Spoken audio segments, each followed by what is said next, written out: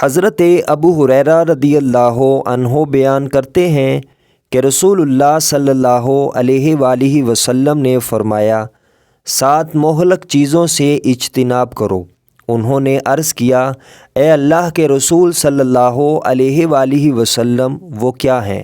آپ صلی اللہ علیہ وآلہ وسلم نے فرمایا، اللہ کے ساتھ شرک کرنا، جادو کرنا، جس کے قتل کرنے کو اللہ نے حرام قرار دیا ہے اسے ناحق قتل کرنا، سود کھانا، یتیم کا مال کھانا، مارکہ کے دن میدان جہاد سے پیٹ پھیر کر فرار ہونا، اور پاک دامن عورتوں پر تہمت لگانا۔ مشکوٰۃ المصابیح حدیث نمبر 52۔ حضرت علی رضی اللہ عنہ بیان کرتے ہیں کہ رسول اللہ صلی اللہ علیہ وآلہ وسلم نے فرمایا، تم میں سے ہر ایک کی جہنم میں اور جنت میں جگہ لکھ دی گئی ہے۔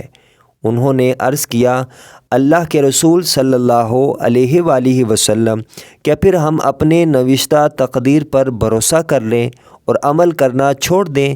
تو آپ صلی اللہ علیہ وآلہ وسلم نے فرمایا، عمل کرتے رہو، ہر ایک کو جس کے لیے اسے پیدا کیا گیا ہے میسر کر دیا جاتا ہے۔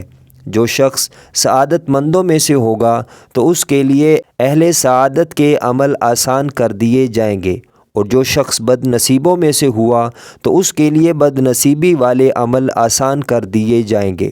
پھر آپ صلی اللہ علیہ وآلہ وسلم نے یہ آیت تلاوت فرمائی، جس کا ترجمہ ہے کہ جس کسی نے اللہ کی راہ میں دیا اور ڈرتا رہا اور اچھی بات کی تصدیق کی تو ہم بہت جلد اس کے لیے نیکی کی راہ کو آسان کر دیں گے۔